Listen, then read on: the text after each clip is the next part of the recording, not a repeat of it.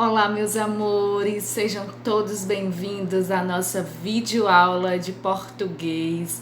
Sou a professora Natália, professora do Júlia Alenquer Fontinelli, e para a nossa quarta videoaula para os primeiros anos, nós estamos abordando o tema Literatura na Baixa Idade Média com o Teatro Vicentino, Língua e Linguagem, Funções da Linguagem.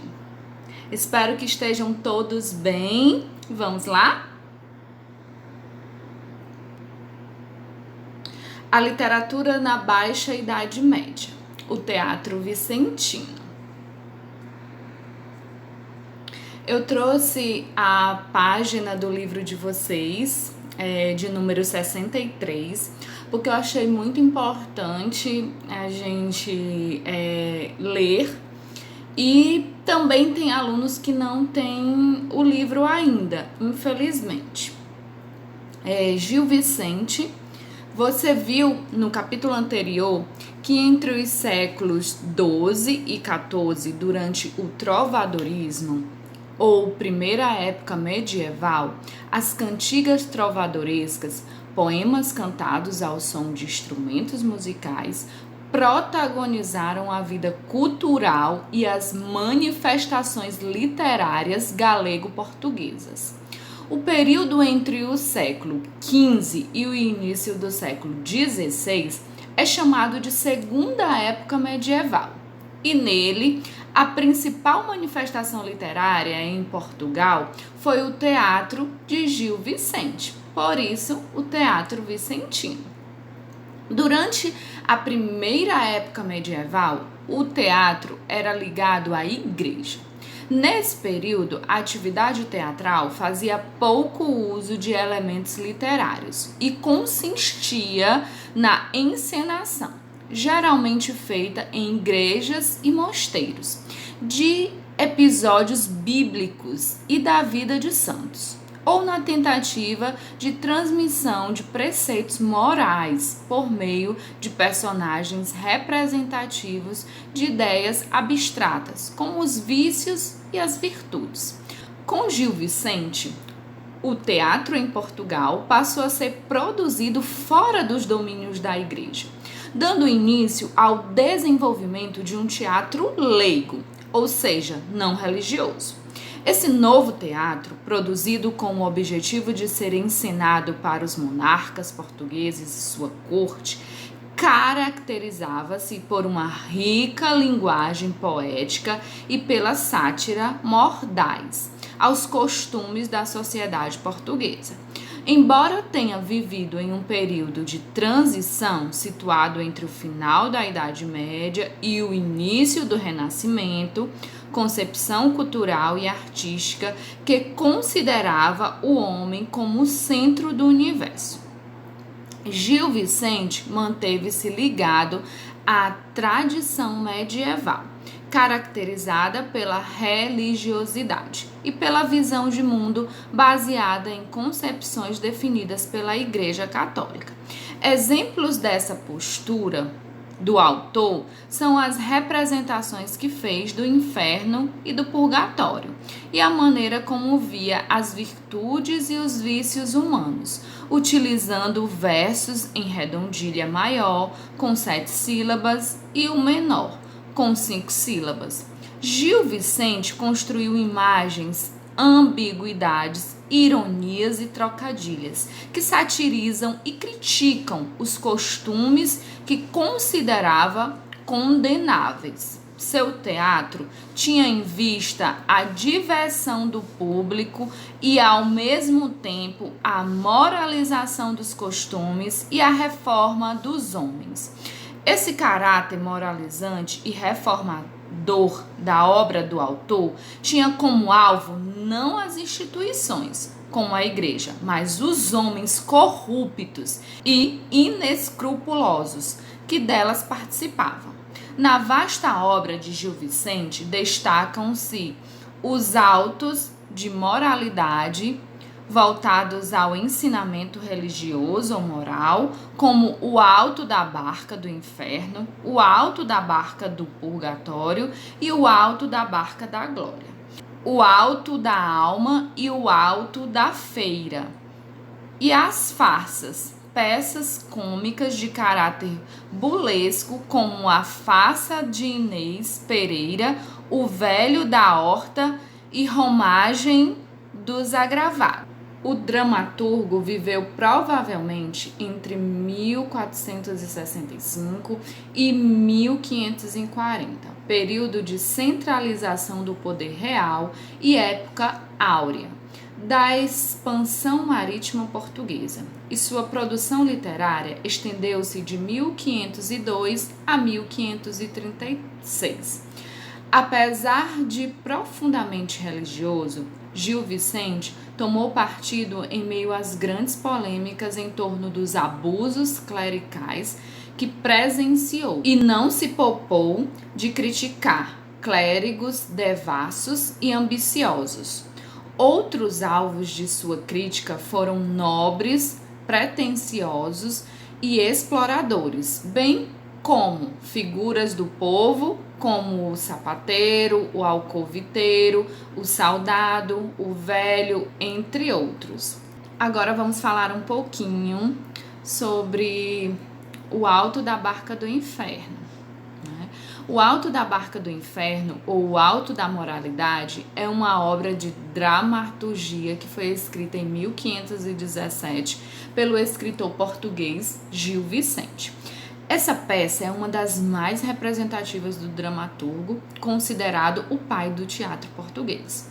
Foi encenada em 1531 e faz parte da trilogia das barcas, ao lado do Alto da Barca do Purgatório e o Alto da Barca da Glória.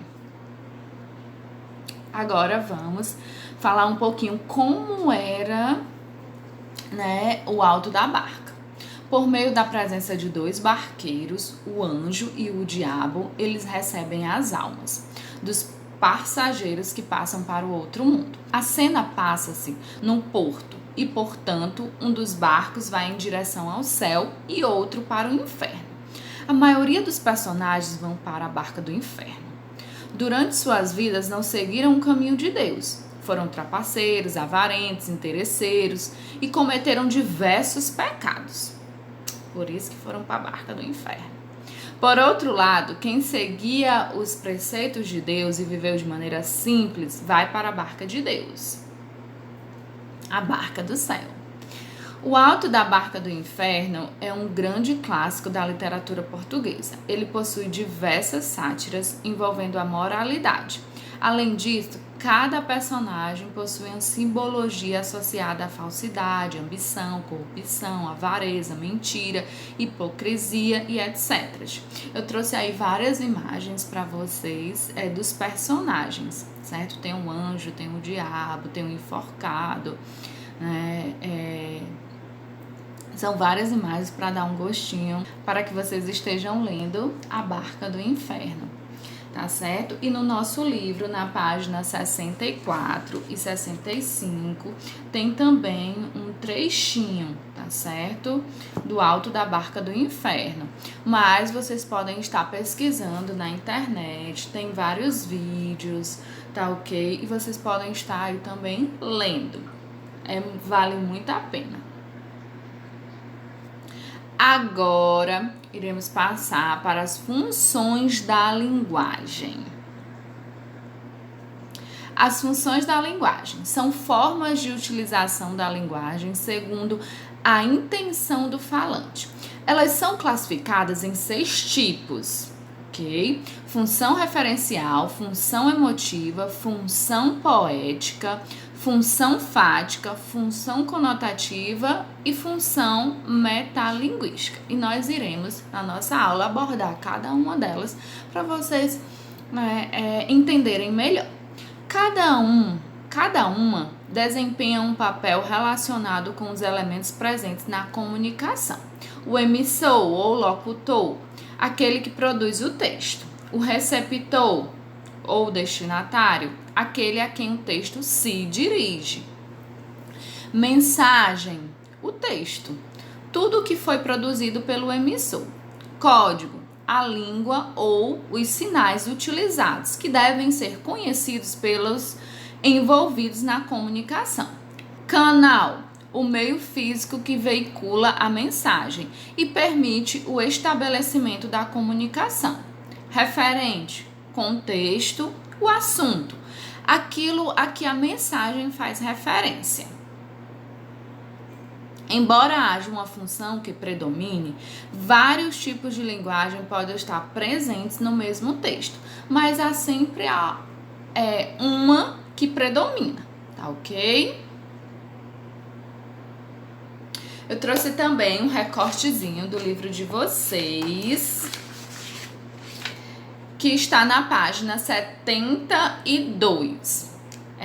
Na teoria da comunicação, inclusive que a gente já abordou, esses elementos são representados tal como no esquema abaixo, e cada um deles determina uma diferente função da linguagem, dependendo das características predominantes em cada texto e da sua finalidade principal, né? O referente é na função referencial, a mensagem para a função poética, o canal na função fática, o destinatário receptor, função conotativa, o código, função metalinguística, o locutor, o emissor, a função emotiva. Mas vamos explicar cada um para não sobrar nenhuma dúvida. A função emotiva ou expressiva ocorre quando o emissor é posto em destaque, expressão dos sentimentos, emoções e opiniões do emissor.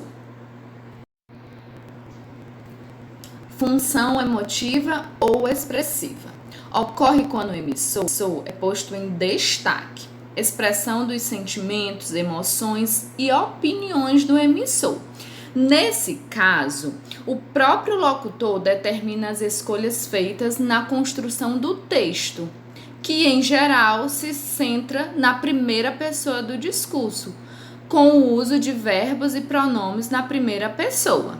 Veja, se eu tivesse dedos de fada, bordaria estrelas no jardim, que fossem macias e estofadas, para que, descalço, você andasse sobre elas como quem pisa em canteiros de cetim.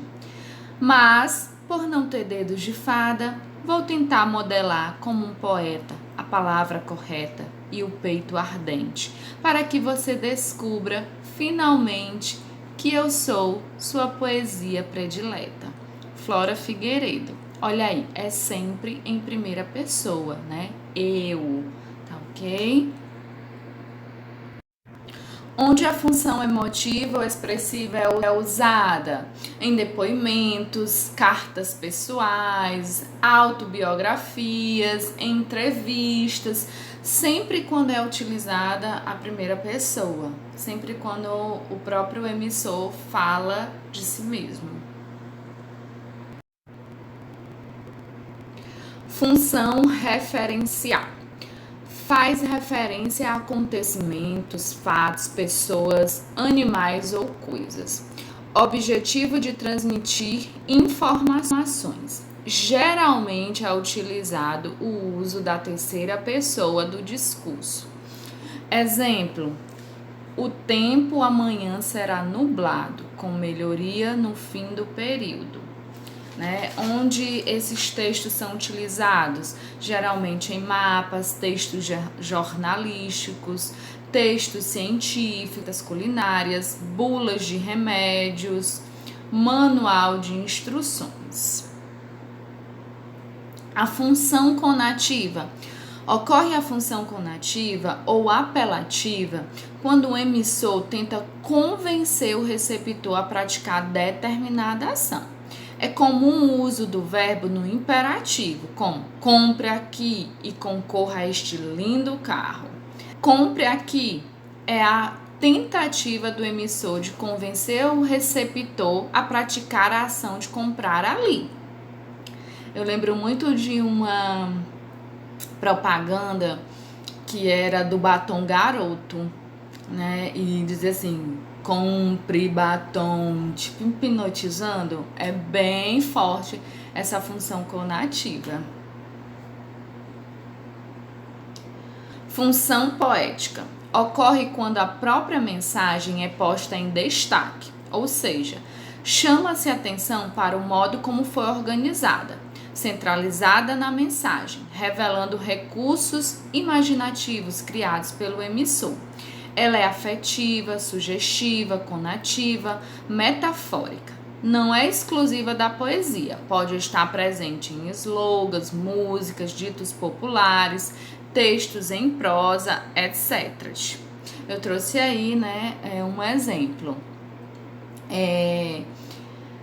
Faz encontrar o infinito nos seus olhos. Faz encontrar o infinito.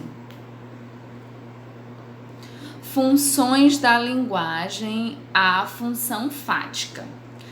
O objetivo dessa função é estabelecer uma relação com o emissor, um contato para verificar se a mensagem está sendo transmitida ou para dilatar a conversa. Quando estamos em um diálogo, por exemplo, e dizemos ao nosso receptor, está entendendo?